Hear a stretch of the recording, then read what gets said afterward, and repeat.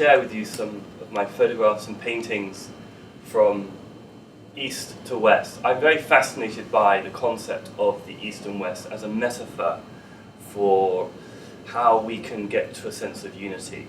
I actually think really why I do what I do is I'm wanting to break down the illusion of separateness. You know, we have to try in this world find a way to aim for a language of unity. So the corpus callosum is this bridge. Literally it means a sort of giant body, a colossal body. And it is the bridge that links the left and the right hemispheres of the brain. It links the rational side of our nature with our emotional side. And I think this is a lovely metaphor for the journey that I'm going to share with you over the next hour on the Silk Route. Because for me the Silk Route is this dance between East and West and everything in between. And in a sense the merchant has a lot in common with the artist, because we're trading ideas, culture, arts, and of course stuff. And this was a photograph I took in Turkey a few years back, dancing under the Cassiopeia. And we have some whirling dervish here. The Sufis are interesting because they still exist in large parts of the Islamic world, but they aren't as abundant as they once were.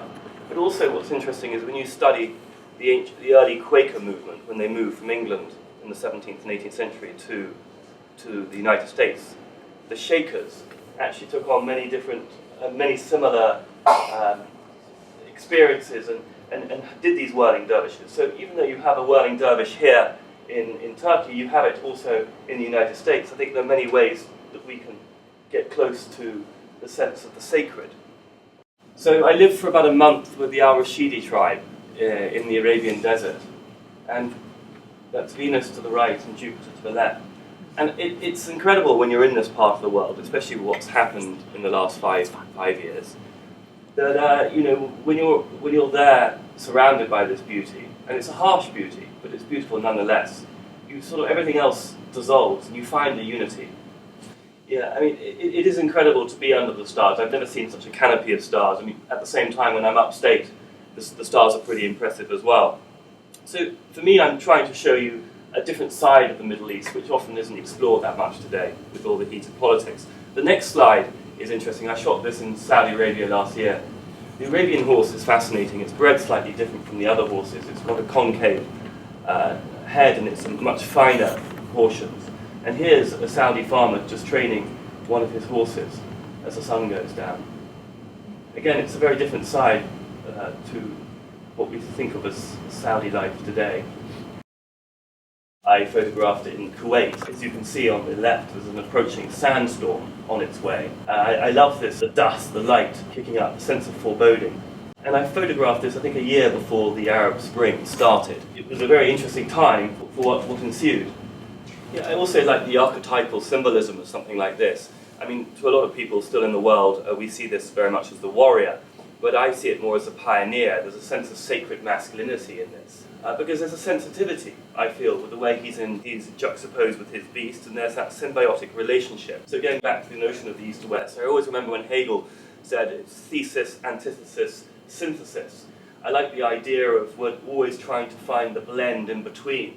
And I think that's where the healing starts. So this is, if you like, an example of the sacred masculine. And the next image is a painting I did, a watercolor gouache. It's the same metaphor of the sacred masculine on his horse, in this case with a mosque in the background. And then the next one is of a lady in the Middle East. And that obviously represents the sacred feminine. And also, this is an important piece for me, and I think for all of us, because it shows the intention of where we want to go.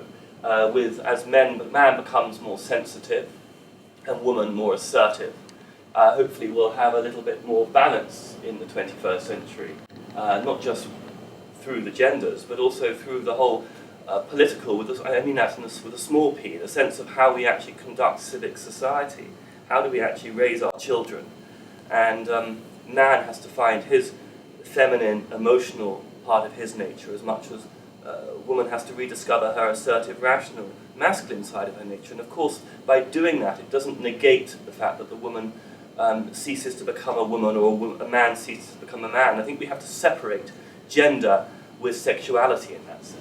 The next image is actually quite interesting because it's of a bull camel with his two Bedouin outside one of the largest oil refineries in the world.